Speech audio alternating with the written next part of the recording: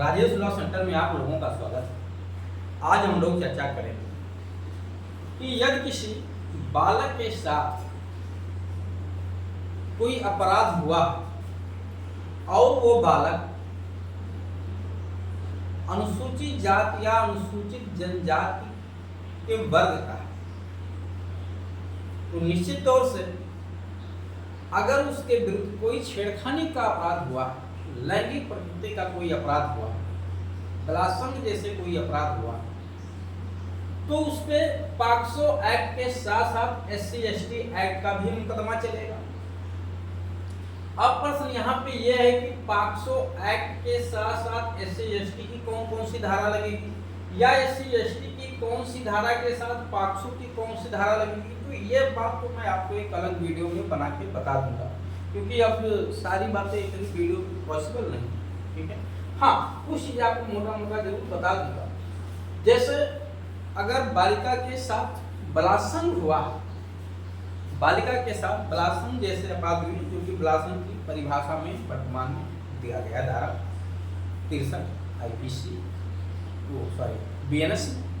जो पुरानी संहिता थी उसमें 375 में दिया हुआ। अगर उस तरह का कृत्य किया गया है तो SC/ST एक्ट की धारा 3(2)V लगेगा, यानी धारा 3 की उपधारा 2 का 5वां, इसको V कहते हैं, ठीक। बाकी पॉक्सो की धारा बलात्संग की दशा में अगर सिंपल कंडीशन है तो धारा 3/4 लगती है, और अगर वो कुछ गंभीर कंडीशंस में आ जाते हैं तो पॉक्सो की धारा 5/6 लगती है। ये मैं अलग से वीडियो इसके आपको समझा दूंगा। आज हम लोगों को मेन समझना है प्रतिकर, क्या समझना है, प्रतिकर समझना कि जो SC/ST एक्ट के तहत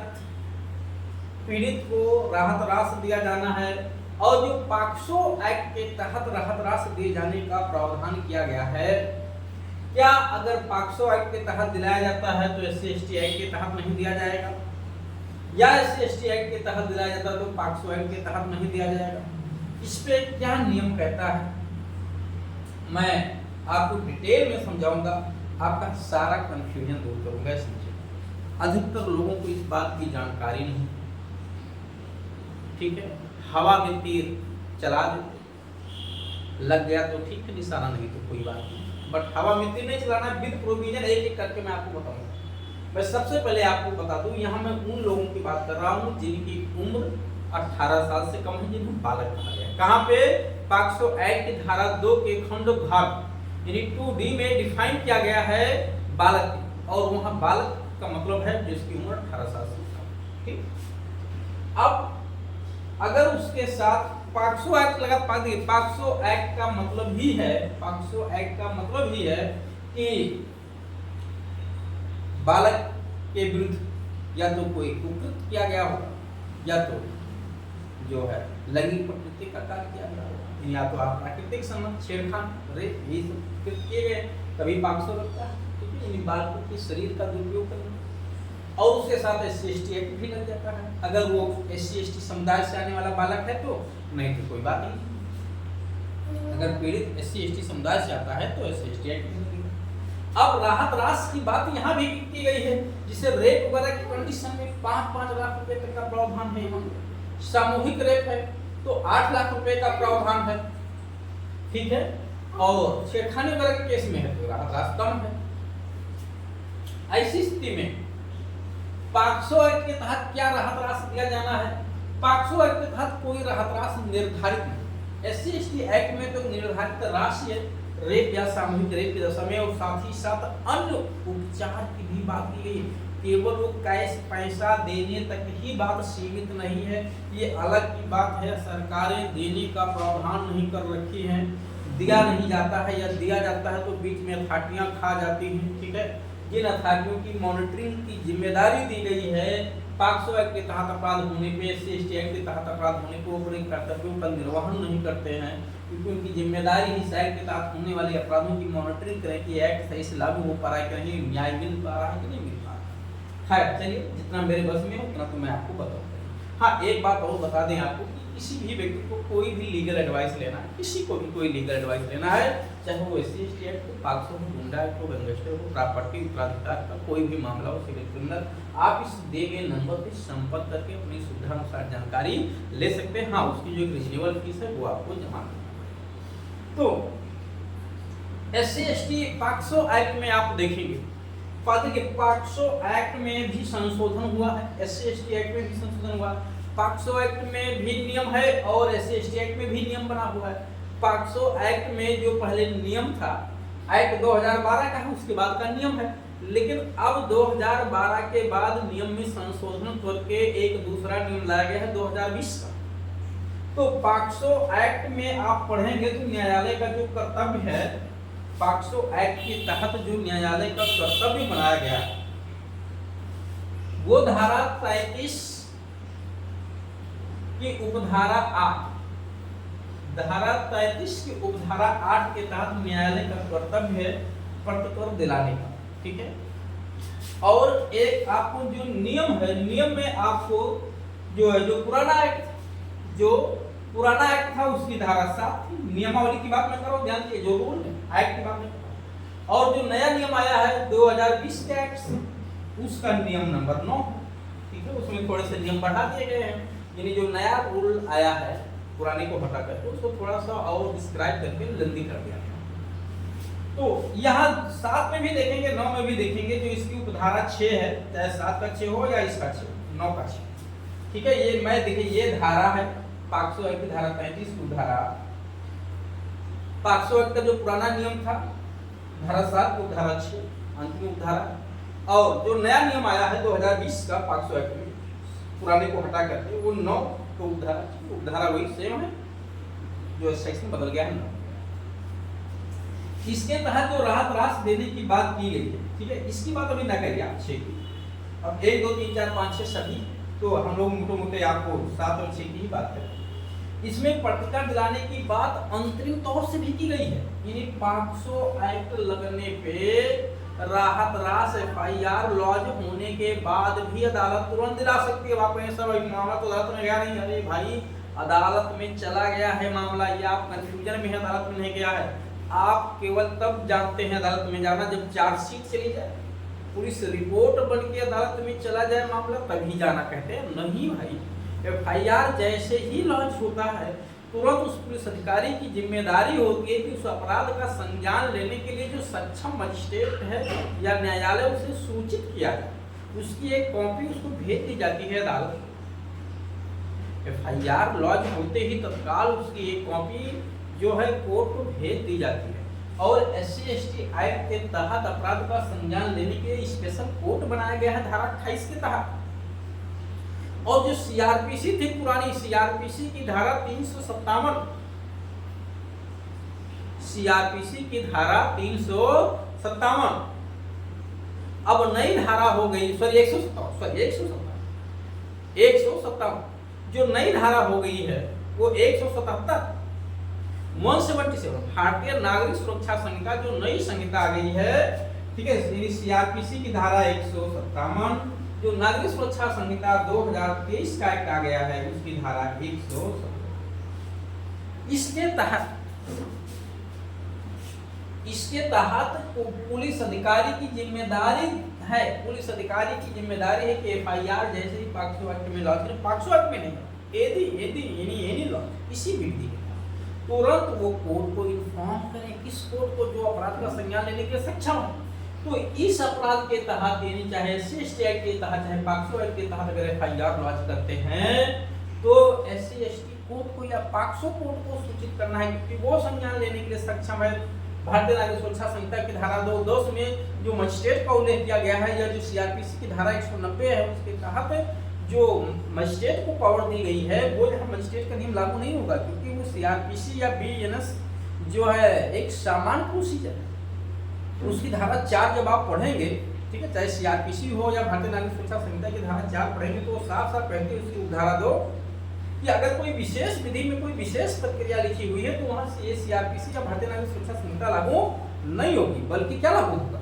वहाँ पे वो स्पेशल लागू होगा। तो पॉक्सो एक्ट की धारा 28 SC/ST की धारा 14 में स्पेशल कोटे बनाई गई हैं और इनको संज्ञान लेने की खुद पावर दी गई है। और इनको संज्ञान लेने से पहले इन्हें FIR लॉज होते ही इन्फॉर्म कर दिया जाता है। जैसे ही FIR लॉज हो गया पॉक्सो एक्ट के तहत जैसे ही FIR लॉज हो गया, समझे, पॉक्सो एक्ट के तहत जैसे ही FIR लॉज हो गया, ये कोर्ट की जिम्मेदारी है कि वो तुरंत अंतरिम प्रतिकर भी दिला सकता है। मामला डिसाइड होगा, दोषसिद्धि होगा, दोष मुक्ति होगा, उन्मोचन होगा, क्या होगा इससे कोई मतलब नहीं है। पीड़िता को या बालक को जो नुकसान हुआ है, मानसिक रूप से, शारीरिक रूप से, सांपत्तिक रूप से, आर्थिक रूप से, शैक्षणिक रूप से जो भी उसका लॉस हुआ है, उसके लिए कॉम्पनसेशन निर्धारित कर दे अंतरिम तौर से। साथ ही साथ ये भी अदालत की जिम्मेदारी है कि जब वो मामला डिसाइड होने पे अंतिम प्रतिकर निर्धारित करेगा तो अंतिम प्रतिकर की राशि अंतरिम वाले से एडजस्ट करेगा। अगर शुरू में 2 लाख दिला दिया गया और बाद में 6 लाख देने का कोर्ट फाइनली आदेश करती है मामला डिसाइड होने पे, तो 2 लाख कम करके 6 लाख की जगह 4 लाख ही दिलाया जाएगा, क्योंकि 2 लाख उसे ऑलरेडी मिल चुका है। एक बात और बता दें, अभी देखिए बहुत सारे पॉइंट्स आपको बताना है कि पॉक्सो एक्ट के तहत अगर किसी बालिका के साथ या बालक के साथ अपराध हुआ है तो चाहे आरोपी दोष मुक्त किया जाए, चाहे डिस्चार्ज कर दिया जाए, चाहे दोषी ठहराया जाए, चाहे वो मिले ही ना, ये कंपनसेशन पाने का पीड़िता का या बालक का जो भी है का हक है, राइट है। आप ये नहीं कह सकते हैं कि उसको पाने का भी सब कानून में लिखा हुआ, मैं कोई अपने तरफ से कोई बात नहीं बता रहा हूँ, ध्यान दीजिए, ठीक है। ये अदालतों को अच्छे से पता है, जो भी अदालतें इस पर कार्रवाई कर रहे हैं, हमारे विशेष न्यायाधीश महोदय लोगों को अच्छे से पता, वो लोग बाकायदे दिलाते भी हैं कंपनसेशन। मैंने बहुत सारे मामलों को देखा भी, क्योंकि मेरे पास पूरे इंडिया से फोन आता है, वो बहुत सारे FIR को भी रीड करता हूँ, बहुत सारे जजमेंट पे ऑर्डर को भी देखा हूँ जिसमें कंपनसेशन दिलाया गया। हाँ, ये अलग की बात है कि एक नियम एक ही स्टेट में सब लागू हुए की जरूरी नहीं, क्योंकि मैं पूरे ऑल इंडिया को वॉच करने के बाद आपको बता रहा हूँ। तो ऐसी स्थिति में पर्टिकुलर की राशि अगर धारा 38 के तहत मामला डिसाइड होने पे दिला दिया कोर्ट ने, कहाँ पे नियम, पुराना नियम 7, नए नियम 9 के तहत, ठीक है, जो नियमावली आई है 2020 की, या जो 12 चाहे 7 के तहत या 9 के तहत दिला दिया कंपनसेशन, जितना भी कोर्ट ने उसे समझा दिला दिया, 2-4 लाख, 6 लाख, 10 लाख, 20 लाख, जो भी कोर्ट ने दिला। अब प्रश्न यह है कि SC/ST एक्ट के तहत भी तो राहत राशि बन रहा है, ठीक है। अच्छा, क्यों जुर्माने की राशि भी कुछ दशाओं में अदालत को दिलाने का पावर होता है, चाहे तो जुर्माने की राशि भी अदालत दिलाए, ठीक है।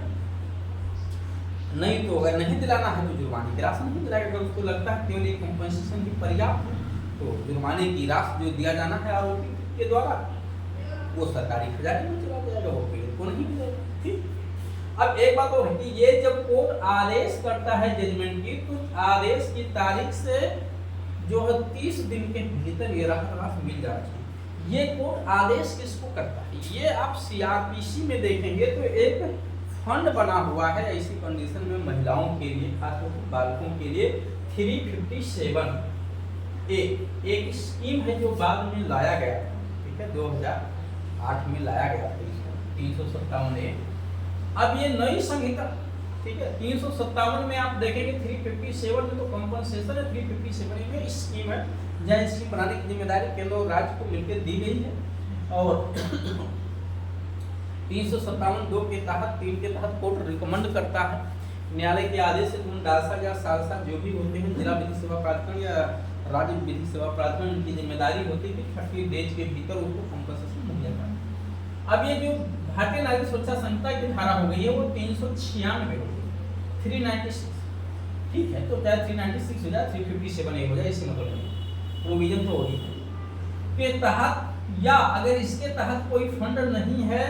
तो अदर फंड, चाहे पॉक्सो एक्ट के तहत अगर सरकार ने कोई फंड बनाया तो उस फंड से दे, अगर इससे भी कोई फंड नहीं बना हुआ तो कोई अदर लॉज के तहत फंड बना हुआ है, जैसे JJ एक्ट जो जुवेनाइल जस्टिस एक्ट आपके यहाँ बना हुआ है 2015 का, उसकी धारा 105 में भी फंड की बात की है, बाल निधि की बात वहाँ भी की गई धारा 105 में, तो उस फंड से दिला दे, कहीं से दिलाए, दिलाना अगर कोर्ट ने रिकमेंड कर दिया तो दिलाना है भाई। ये मैं एक बात और बता दूंगा आपको, ये तो बात ही छोड़िए आप, मैं कह रहा हूँ कोर्ट रिकमेंड ना करे तो भी पीड़ित को अधिकार है कि वो पीड़ित खुद उस डालसा या सालसा के पास जाके आवेदन कर सकता है कि मेरा इतना नुकसान हुआ था, मुझे कंपनसेट किया जाए, और उसको देने की पावर भी है। ठीक है, तो आप लोग बीइंग एज अधिवक्ता जरूर इसका उपयोग अपने क्लाइंट को इसका लाभ जरूर दिलाइए। अगर कोई भी समस्या आती है तो मैं आपको लीगल एडवाइस जरूर करूंगा, इस नंबर पर आप संपर्क करिए। अब प्रश्न यहाँ पे है कि SC/ST एक्ट के तहत यहाँ पर मान लो 5 लाख कोर्ट ने दिला दिया, धारा 35 उपधारा 8 का प्रयोग करते हुए और नियम 7 या नियम 9 का उपयोग करते हुए, ठीक है, राहत राशि दिला दिया। अब प्रश्न ये है कि ये राहत राशि SC/ST एक्ट के तहत अगर वो मान लो सामूहिक रेप हुआ है 8 लाख रुपए का प्रावधान, वो राहत राशि भी मिलेगा 8 लाख नहीं, यहाँ 8 लाख दिला दिया, 8 लाख फिर यहाँ से भी मिलेगा कि नहीं मिलेगा?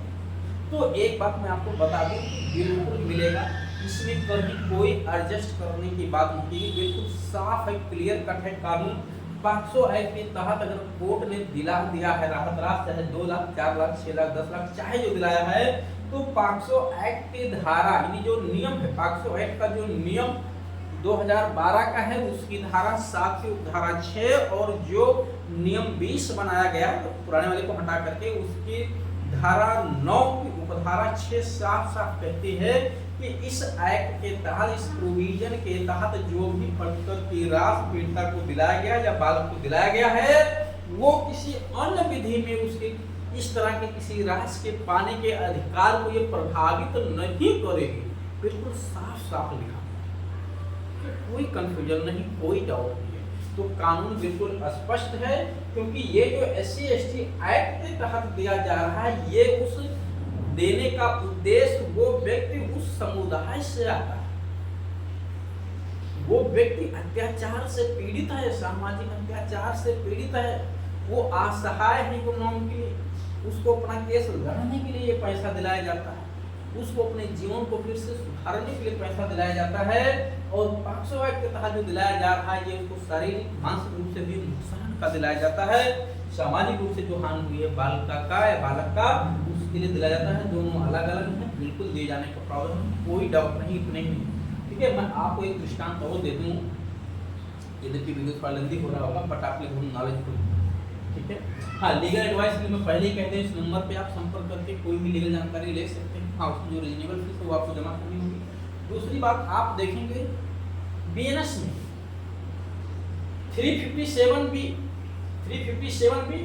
और यहाँ 396 पे भारतीय नागरिक सुरक्षा संहिता की धारा 397 साफ साफ कहती है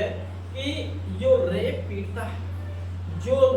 पीड़िता है उसको जो जुर्माने की राशि दी जाती है, ठीक है, भारतीय नागरिक सुरक्षा संहिता की कुछ धाराओं के तहत या भारतीय दंड संहिता की धाराओं के तहत जो जुर्माने की राशि दी जाने के प्रावधान पर रेप के धाराओं के देखिए शामिल, रेप वगैरह में 376 का वाले में सब देने का प्रावधान था, ठीक है, जो 65 अगर धारा हो गई धारा 70 में, तो वो जुर्माने की राशि अगर पीड़िता को दिला भी दिया गया, तो ये जो 357A है या 396 अब नई संहिता की हो गई है, इसके तहत जो उसे कंपनसेशन मिलेगा वो उसमें एडजस्ट नहीं होगा, उसमें मुजरा नहीं होगा, वो जुर्माने की राशि अलग है और जो 357 के तहत कंपनसेशन मिलेगा वो अलग राशि। तो मुझे उम्मीद है कि आप लोगों का जो भी डाउट था होगा वो जरूर खत्म हो गया होगा। और अगर आप पॉक्सो के तहत केस लड़ रहे हैं या होता अपने क्लाइंट का, तो निश्चित तौर से आप FIR लॉन्च होते ही कोर्ट में अंतरिम पटकर का आवेदन लगा दीजिए, ठीक है। कहाँ से? पॉक्सो एक्ट की धारा, पॉक्सो धारा में नहीं मिलेगा, पॉक्सो धारा का लगाना चाहते हो तो 38 लगा दीजिए, और पॉक्सो एक्ट का जो नियम 2020 का है उसकी धारा 9(1) का एप्लीकेशन दे दीजिए कोर्ट में, ठीक है। कोर्ट साहब को भी याद आ जाएगा, हो सकता है। वैसे मुझे उसको कोई कटाक्ष करना उचित नहीं है, जितनी भी अदालतें हैं हमारी लगभग सभी को इस बात की जानकारी है कि अगर स्पेशल कोर्ट बनाए गए तो कानून को अच्छे से पढ़ लेते हैं, समझ लेते हैं, अपने सहपाठियों से पूछ लेते हैं। तो उम्मीद है आप लोगों को ये समझ में जरूर आया होगा। फिर इस पे पॉक्सो एक्ट और SC/ST एक्ट या BNS की धारा कब कौन सी धारा किस धारा के साथ लगती है, इस पर मैं एक अलग से वीडियो लेकर